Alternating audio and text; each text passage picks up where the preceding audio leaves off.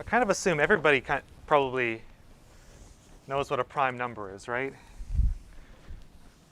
But that's the next topic. So let me formally define it in terms of this divisibility stuff. But at least on some level, we know that a prime is a number that's only divisible by 1 and itself, right? So let P be, an integer such that P is bigger than 1. So we say that, say that P is prime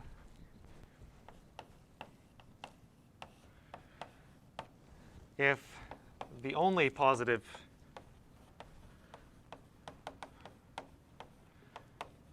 integers that divide P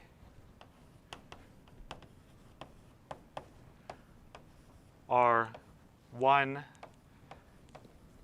and P.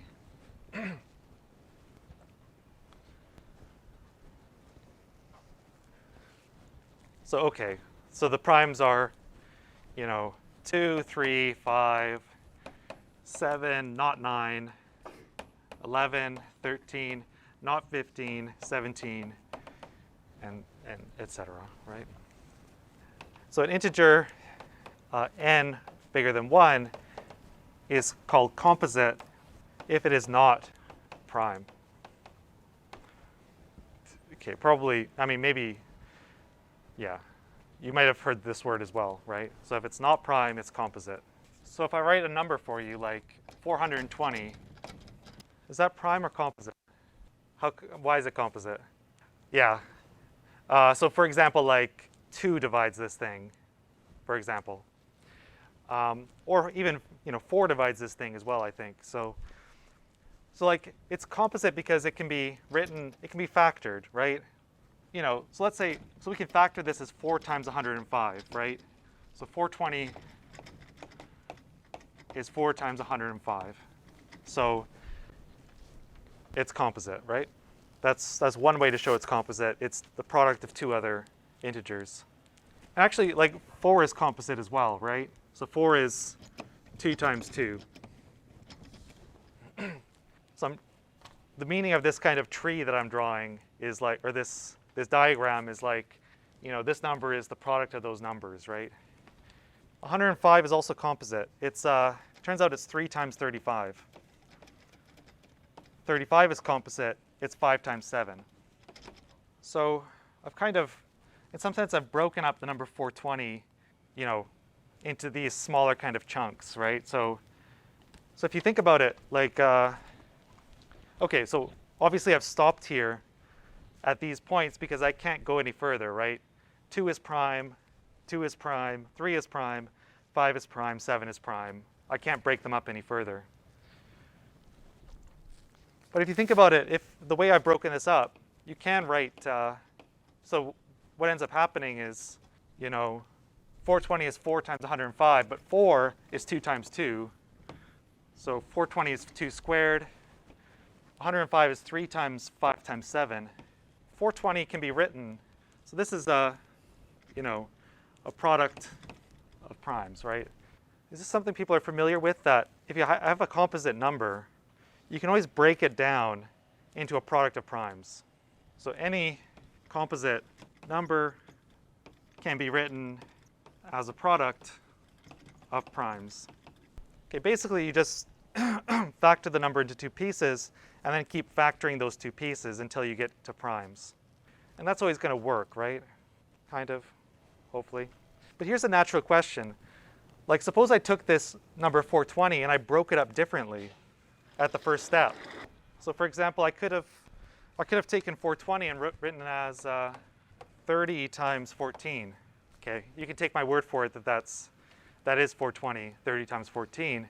You could imagine, like, maybe if I break it up differently, like, could you end up with different primes at the end? Do you know what I mean? So this is 2 times 15. 15 is 3 times 5. 14 is 2 times 7. And somewhat weirdly here, I end up with the same primes, right? So I get 2 squared, I've got 2 2's, times 3 times 5 times 7. Okay, and basically a fact is no matter how you write, no matter how you do it, how you kind of break up an integer n into a product of primes, you always get the same primes with the same frequency. By frequency, I mean, for example, here I got 2 2's, I got 1 3, 1 5, and 1 7. It always ends up the same, right? Does this seem familiar to anyone or not familiar? Is it weird? So this is actually a theorem. So this is. But are there any questions about this? Because I know I'm being a little bit imprecise in this, but so let me kind of formalize what I mean by breaking a number up into primes. So let n be an integer at least 1. So the prime decomposition, or prime factorization. So we might use both of these words at different times. So prime factorization means the same thing as prime decomposition of n is the way of writing basically n as a product of primes. So n is equal to p1. So p1 is a prime. e1 is an integer, so it's the e here stands for exponent because we have some exponent. p2, e2, ... up to pk, ek, where p1 up to pk are primes. p1 is less than p2, less than ... pk, and ei, e1 up to ek are positive integers.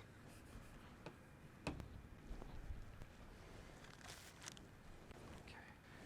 So, for example, for the number 420, sorry, we wrote this as 2 squared times 3 times 5 times 7. So we would have p1 is 2, p2 is 3, p3 is 5, p4 is 7, e1 is 2, e2 is 1, e3 is 1, e4 is 1. Whenever I write something which is kind of an abstract definition like this, I always worry people aren't getting it. But hopefully this example is hopefully useful. Any questions about this? Oh, and I guess here k would be 4 in the case of 420, because 420 can be written as a product of 4 primes, well, 4 different primes with, certain exponents. Well, so what we're going to talk about now is one of the most important theorems in number theory. So it's something called the Fundamental Theorem of Arithmetic. And this is just going to be a more formal way of telling you exactly what I said before, which is that every composite number or every integer can be broken up into primes in a unique way. So the theorem is just that every integer n bigger than 1, so maybe I'll say the word integer. So every integer n bigger than 1 has a unique prime decomposition. So in other words, if you take some positive integer, you break it into primes, no matter how you do it, you always get the same thing at the end. Kind of up to like reordering the primes, right? So, 6 is 2 times 3, but it's also 3 times 2. But this is the prime decomposition, because we say in the prime decomposition the primes have to go in increasing order. So yeah. So basically every number can be written as a product of primes in only one way, up to reordering the primes. Any questions about this? Okay, so this statement is actually saying 2 different things. So it's saying, first of all, that the prime decomposition exists. So every number has a prime decomposition, or every integer. And it's also saying that it's unique. So no integer has 2 different prime decompositions. So this is really saying 2 things.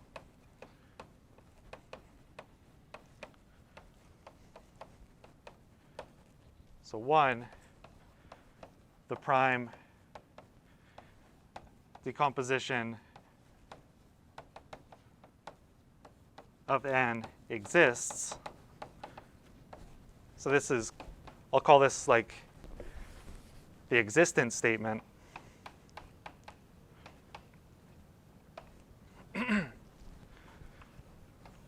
And second,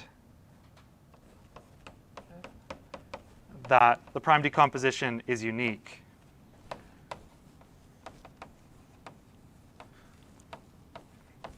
I'll call that the uniqueness statement.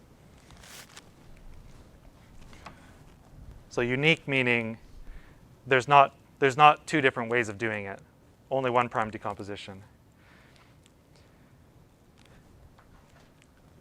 So, okay, we haven't been talking about number theory for very long. We don't have very many tools at our disposal. So right now we actually don't have the ability to prove the uniqueness statement, but I can prove the existence statement.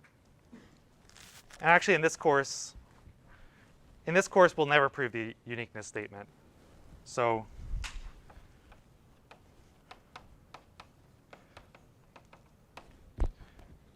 you have to know that this is true, right? And you can apply this. For example, if you're on the assignment or something, you can apply the uniqueness of the prime decomposition, but we're not proving it in this course because it's a little bit beyond what we're doing in this course. But if you're really interested in this kind of topic of number theory, you can always take an upper level number theory course, and you'll see a proof of this. But we will prove the existence statement. Okay.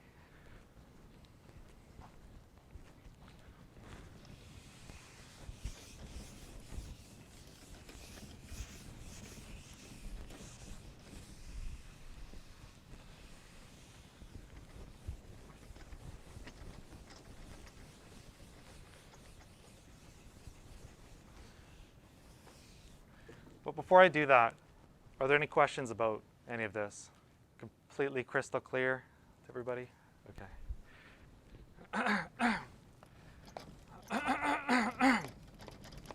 Okay, so like I said, we're not proving this whole theorem. We're only going to prove the existence statement that every number has a prime decomposition, or every number at least one, every integer.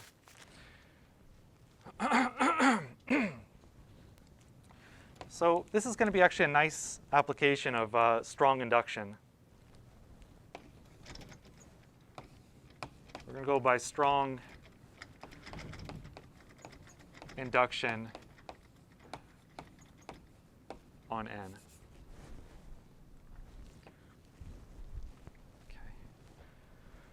How do I start an induction proof? Everybody at once, Great. Okay, good. I guess you've had a lot of practice with this now. Basis, okay. So our basis is just going to be n equals, well, yeah, you have to be kind of careful here. What's the smallest value that we care about? This, we're proving this for all n at least, or n bigger than 1. So the smallest value we care about is 2, right? So, so consider the case n equals 2. Well, in this case, the prime decomposition of n is really easy, right? So the prime decomposition of the number 2 is just that 2 is like 2 to the 1, right? Because 2 is a prime, so, you know, it's just a prime. So the prime decomposition of the number 2 exists, because it's just the number itself, basically. So now my induction hypothesis, inductive hypothesis.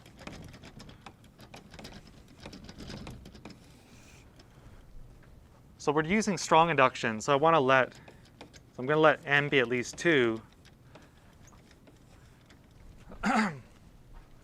So the important thing, so remember how the inductive hypothesis works. You want to let n, well, be some number, and we assume that all the previous cases are known. So all the cases between 2 and n are true. So and assume that every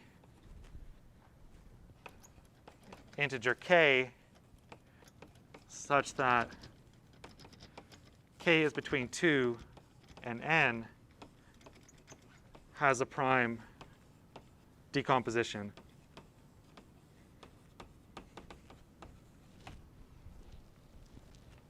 Okay.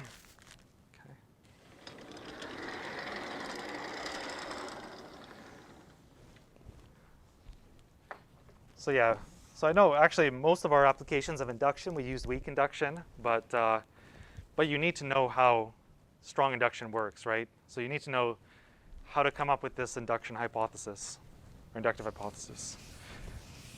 Okay,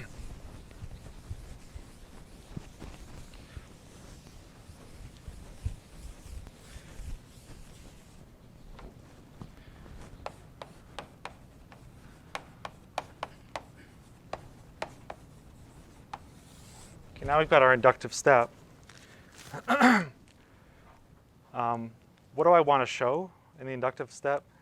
Yeah, exactly. We want to show that the statement is true for n plus 1. So we want to show that the number n plus 1 has a prime decomposition.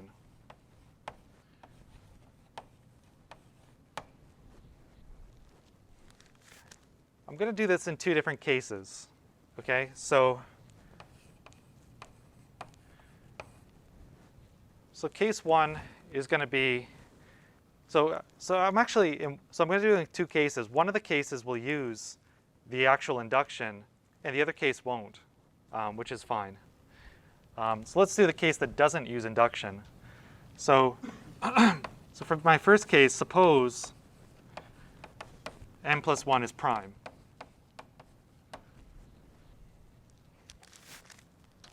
So if n plus 1 is prime, how do I get the prime decomposition? Oh, it's just itself, yeah. So it's really, yeah, it really is that easy. So in this case, just writing n plus 1 is, let's say, I mean, I don't really have to write this, but like, I'm just trying to clarify it, writing it in the form of the prime decomposition. So, you know, just writing n plus 1 is the prime decomposition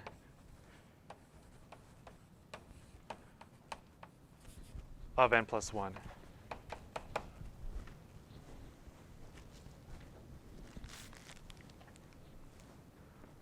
Right. So the prime decomposition of a prime is really easy. It's just itself, right? So case 2 is just that suppose n plus 1 is composite.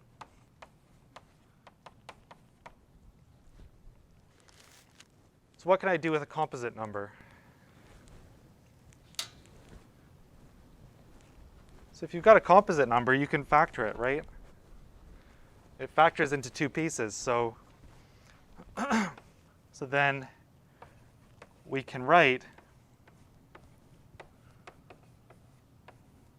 that n plus 1 is a times b, where, you know, a is not equal to 1, a is not equal to n plus 1, b is not equal to 1, and b is not n plus 1. In other words, a composite number can be broken up into two smaller numbers which are not 1 or itself.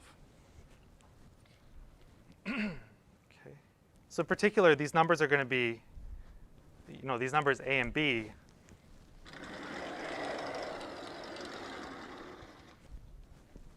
are going to be smaller than n plus 1, right?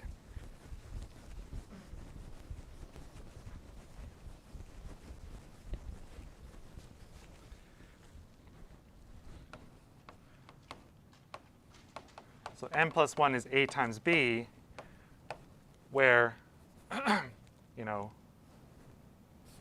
well, a is bigger than 1 and less than n plus 1, and b is bigger than 1 and less than n plus 1. So why are we good now?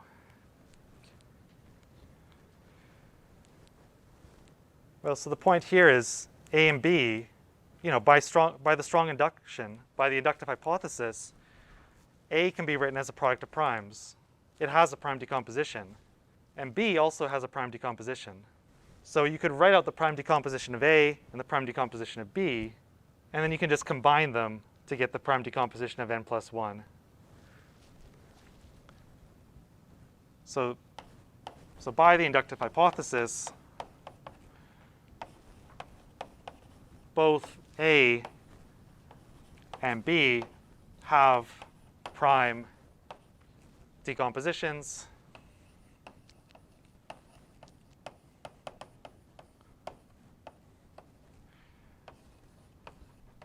And we can combine them to get the prime decomposition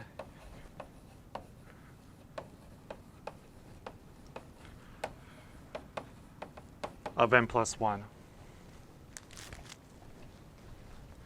Okay. And that completes the proof.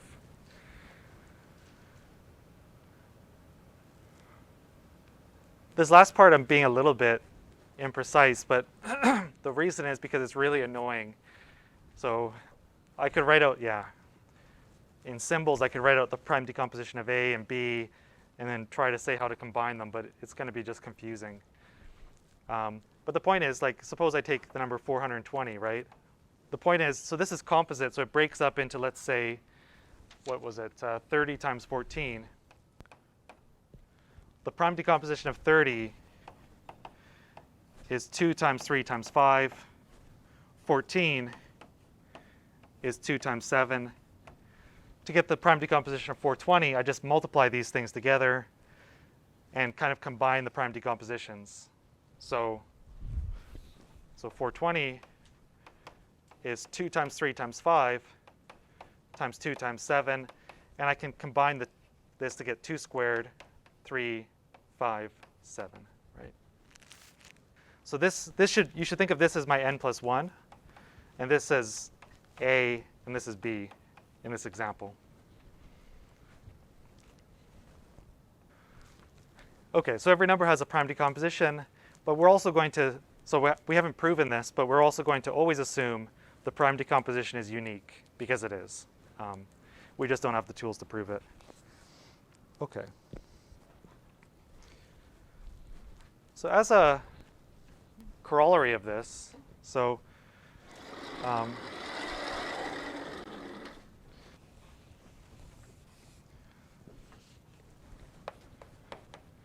in the notes, this is labeled 5.6.2. So as a consequence of this fundamental theorem of arithmetic, we can say that every number n bigger than 1 is divisible by a prime. Okay. And this is now that we have the fundamental theorem of arithmetic, this is super easy, right? We just say, OK, take any prime from the prime decomposition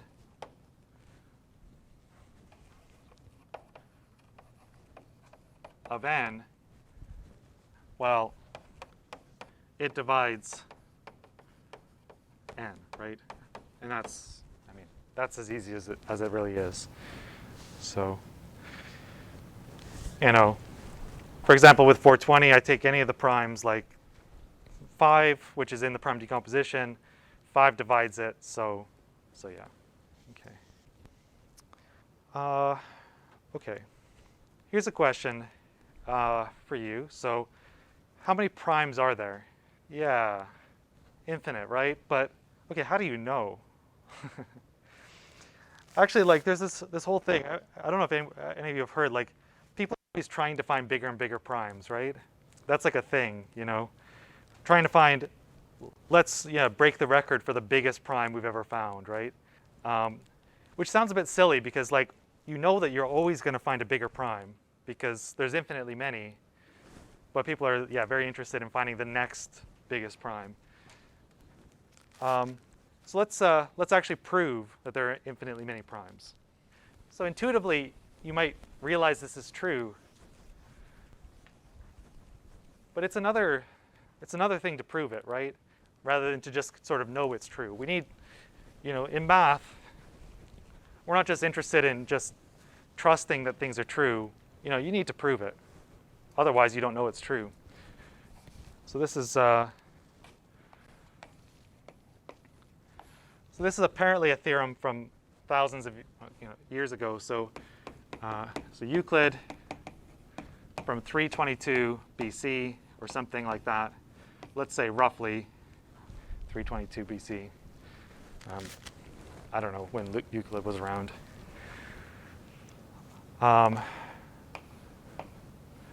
There are infinitely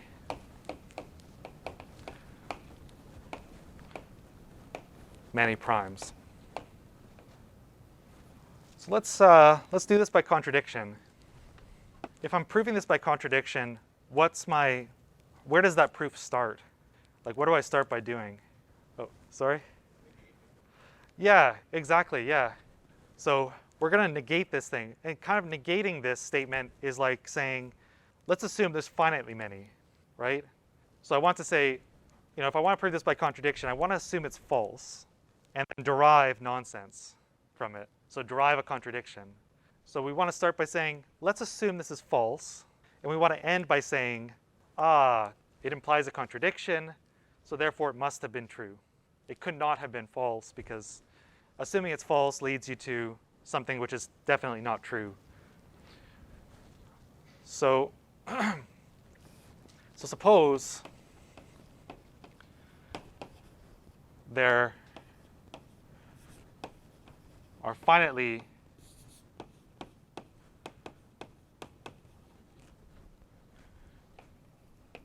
many primes. If there's a finite number of primes, like let's say there's 1,000,000 primes, only 1,000,000, I could list them like prime 1, prime 2, prime 3, prime 4, up to prime 1,000,000 or something, So generally speaking, I could, if there's finitely many, we can list them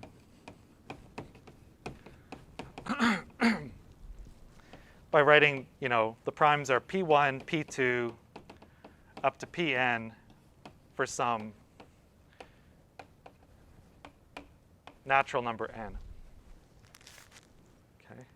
This is under the assumption that there's finitely many, right? If there's finitely many, you can just list them out, right?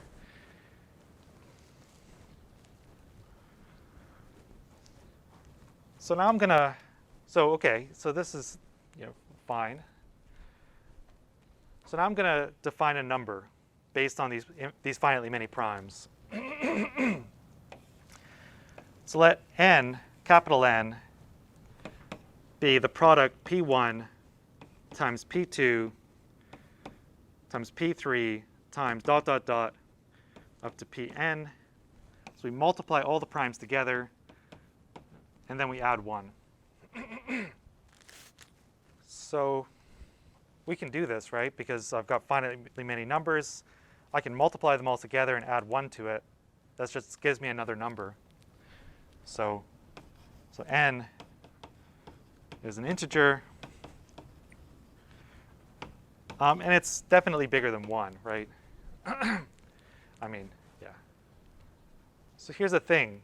So by definition of prime numbers, like if n is bigger than 1, n, I mean, it's got to be either prime or composite, because every number is either prime or composite, or every integer bigger than 1 is either prime or composite. Could n be prime? Well, we're assuming these are all the primes that in existence, right? All the primes are p1 up to pn. Certainly if I multiply all of those numbers and add 1, n is going to be bigger than like all of those numbers, right? So n definitely can't be prime because it's bigger than all the primes. So no, because n is bigger than pi for all I between 1 and n. So it can't be prime because we're assuming these are the only primes in the universe, right? Well, okay, so it's composite. So there must exist some prime that divides it, because we can just take any prime from the prime decomposition of n, right? We've already proven every number has a prime decomposition, so we can just take any prime from there.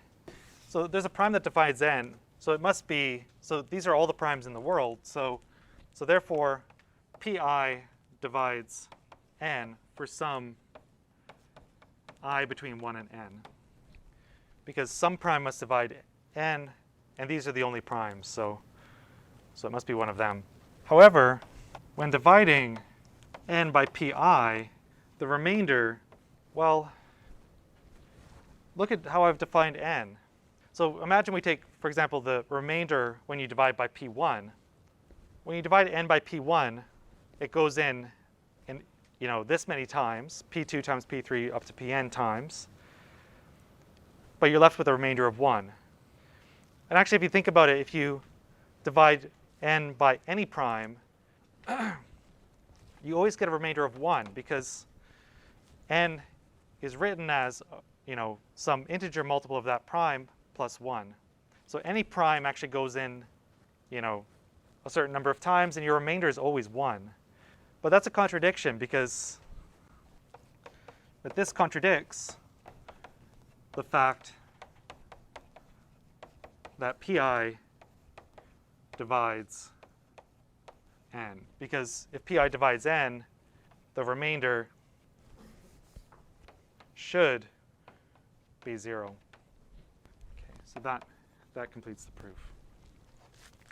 It's a little bit confusing. These proofs by contradiction, the logic is sometimes a bit tricky, but the point is here that, yeah, if n has this form, then the remainder, let's say when I divide by p3, so p3 goes in a certain number of times, but you're always left with a remainder of 1. Okay, any questions about that? Okay, so this thing that you've probably assumed for a very long time, that there's infinitely many primes, it's true, and this is a proof. So, okay, all right.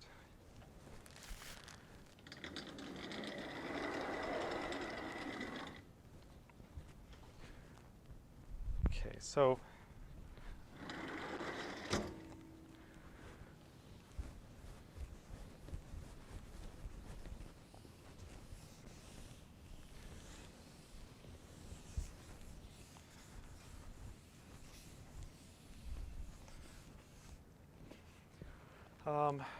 how are you guys with logarithms?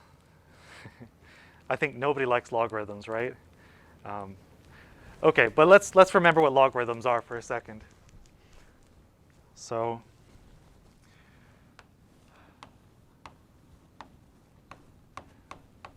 what I want to talk about next is how you can use the fundamental theorem of arithmetic, this thing about prime decompositions, to prove that certain numbers are irrational. So I just want to remind you what log base b of x is. So this is the function of x such that if I take b to the log b of x, it's equal to, does anyone remember this? X, yeah. Thank you. So that's all you need to know about logarithms for now. You know.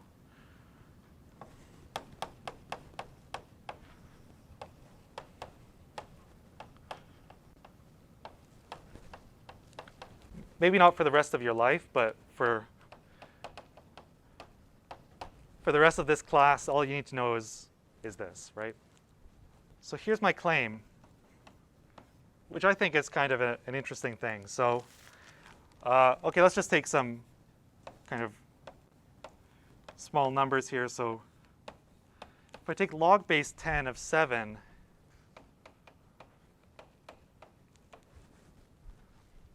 I claim that this is irrational. Do we remember what irrational means? Remember we did root 2 was irrational, right? So in other words, it cannot be written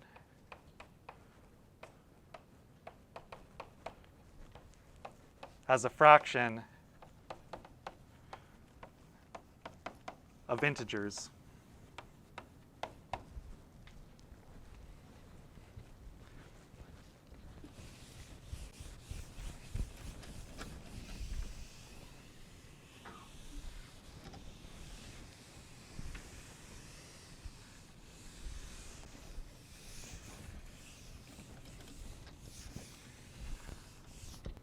Okay, so let's prove this.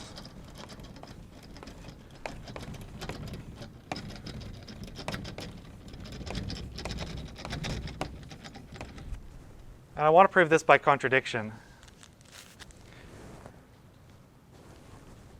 So if I'm proving this by contradiction, where would I start? Yeah, exactly. So assume, you want to start by assuming, you take this statement and I say, suppose it's false, right? In other words, suppose that this thing is actually rational. So suppose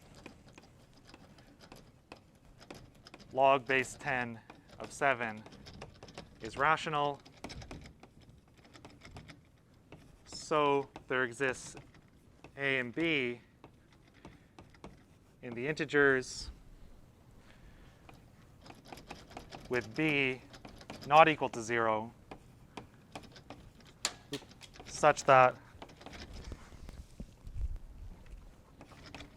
log base 10 of 7 is equal to a over b. Okay.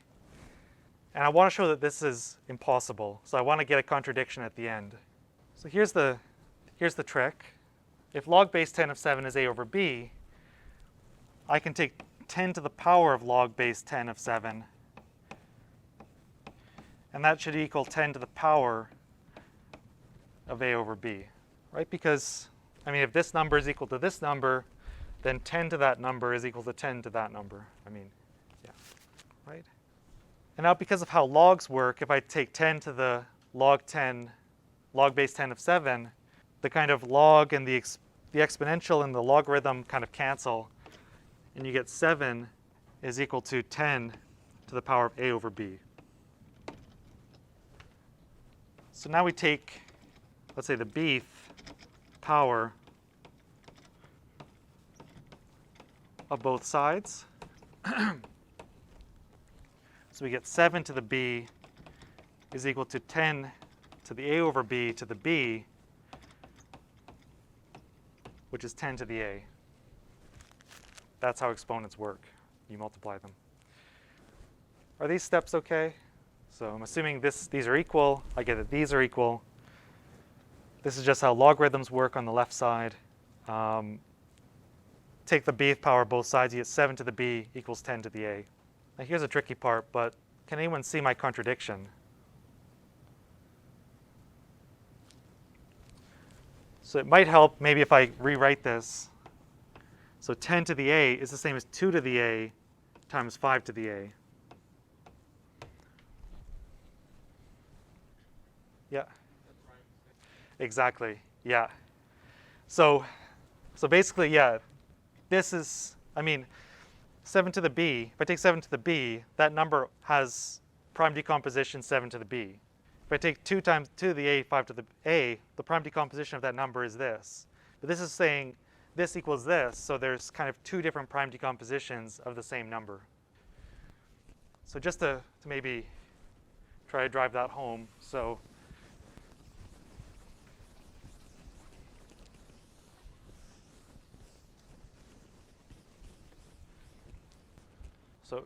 if we let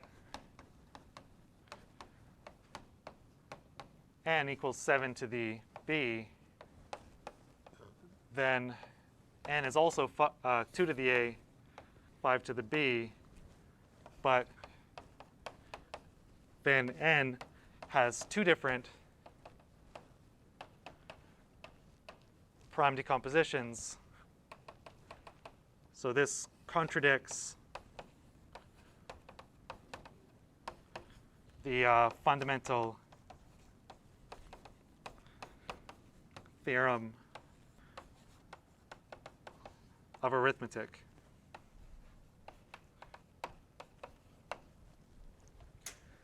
So it contradicts the fact that every number has just one prime decomposition.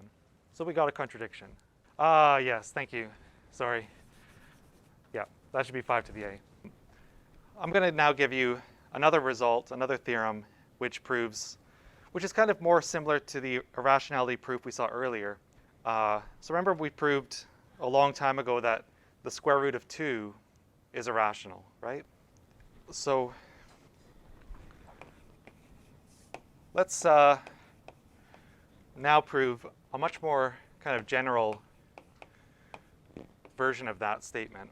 So I want to tell you now exactly which square roots of integers are rational or irrational. So let n be a natural number. So I claim that square root n is rational if and only if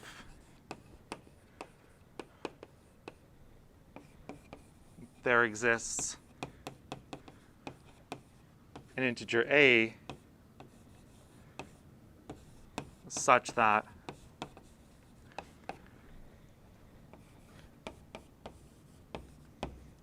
n is equal to a squared. So for example, so okay, in particular, this would tell you that root 2 is irrational, right? But we already knew that. But it'll also tell you things like the square root of,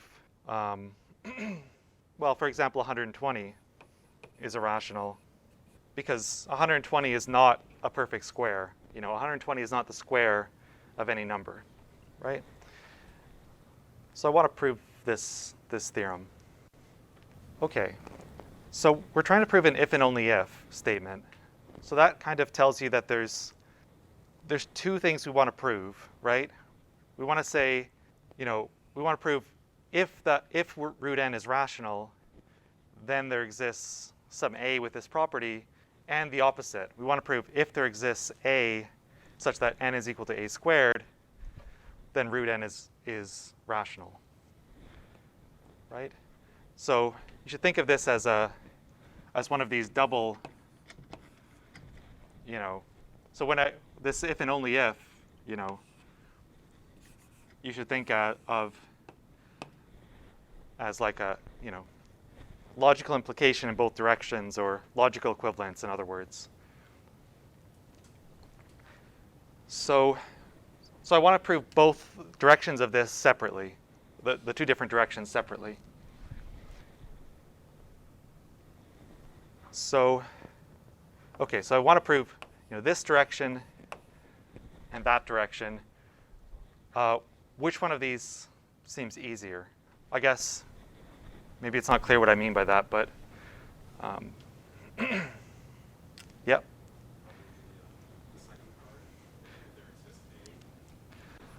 Right. So if we assume that there does exist an a such that n is equal to a squared, then it becomes pretty easy to prove that root n is rational, right? So yeah, we want.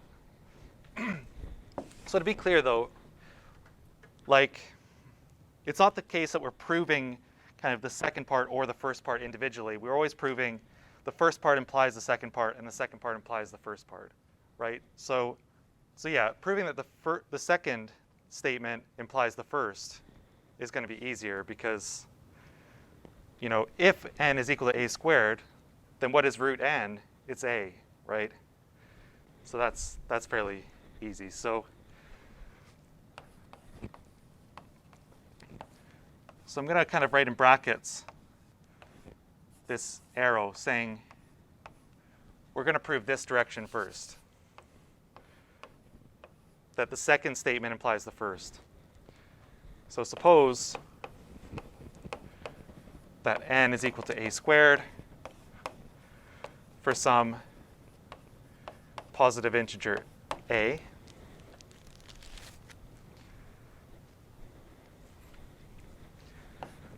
Well, then square root of n is just a. And so square root n is rational.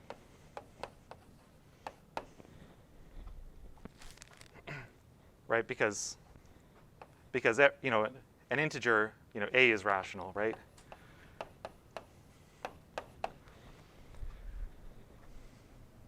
Okay.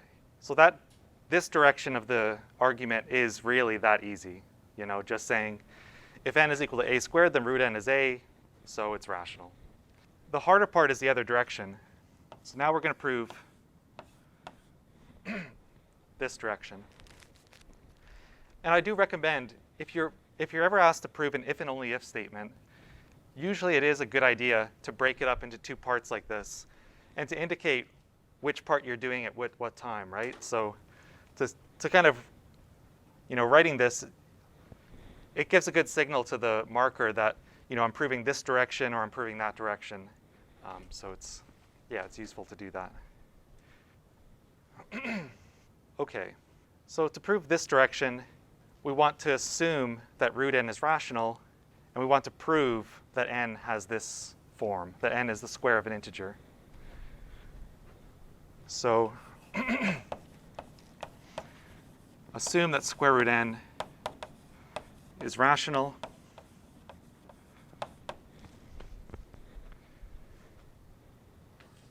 Which tells us what?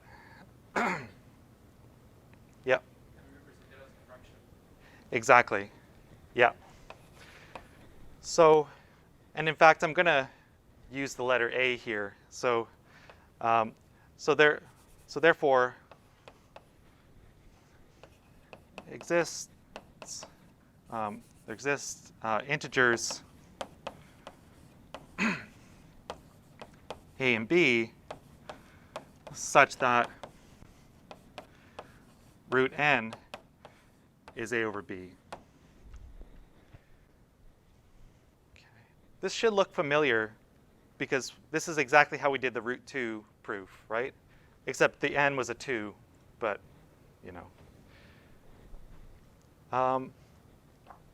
and just like in the square root 2 proof, we can assume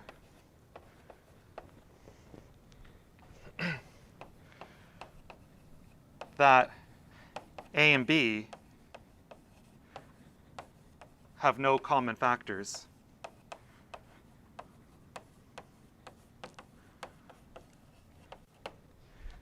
Right? Because if they have, so meaning that we can assume that this fraction is in lowest terms, right? If I write a fraction, you can always cancel stuff on the top and bottom.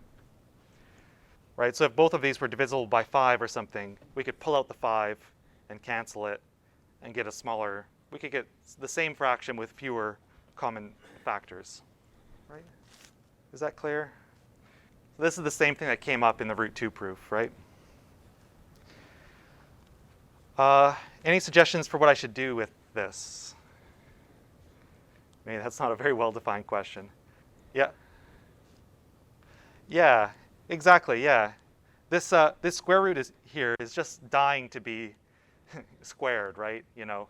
So if I've got some equation with a square root, I can always square both sides. So by squaring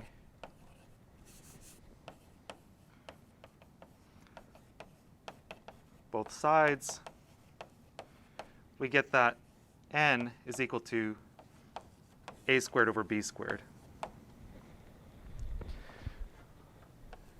Which if we kind of move things around, we get that a squared is equal to b squared times n.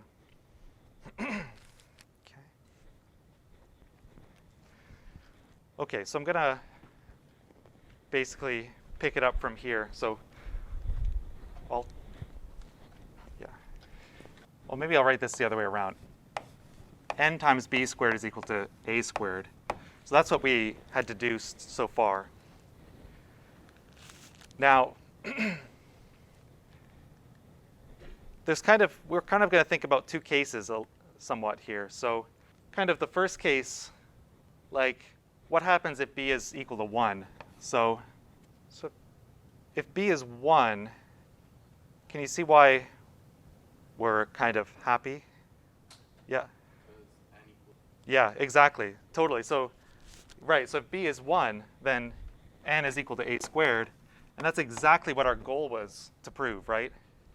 So a would be an integer. OK, I didn't actually say it's a positive integer. But of course, if we can take a and b to be positive integers, and you've literally got n equals a squared, which is what we wanted to prove.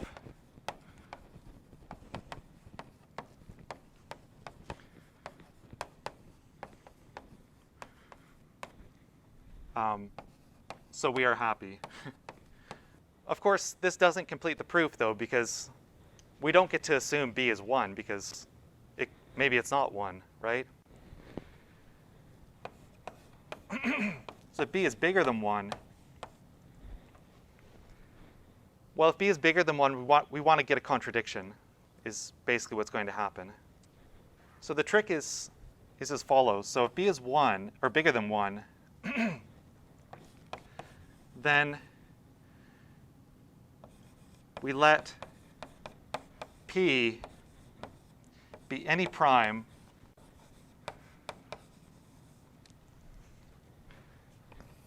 from the prime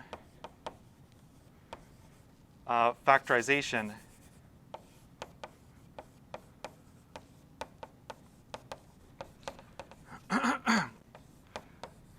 of b. Because if b is bigger than 1, the fundamental theorem of arithmetic, which I've erased already, but it says that b has a prime decomposition, right? So I can write b as a product of primes.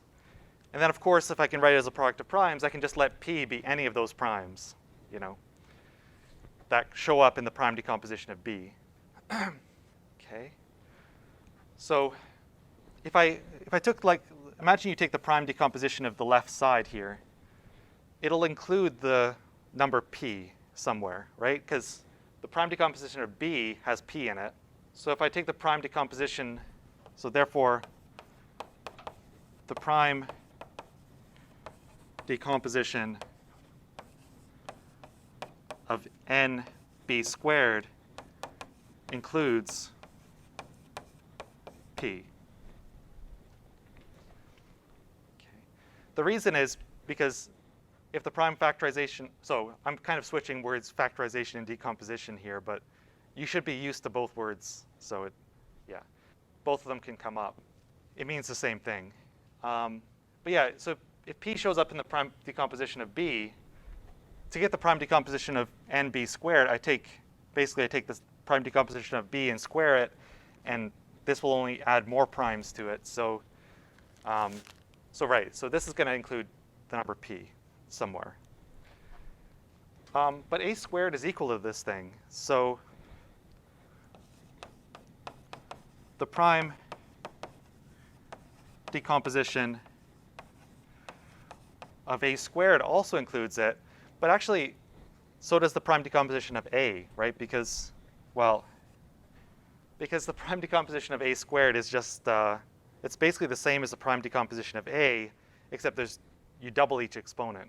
So, so the prime decomposition of A includes P. Can anyone see why this is a contradiction? I know the logic here is kind of a little bit complicated, but exactly, perfect. Yeah, and it's kind of exactly the same as how the proof for square root 2 worked. So when we did this square root 2 proof, we said, at the end what we did was we said, 2 divides A and B, contradiction. In this case, it's kind of the same, except now P. So therefore, P divides B, and P divides A, but that contradicts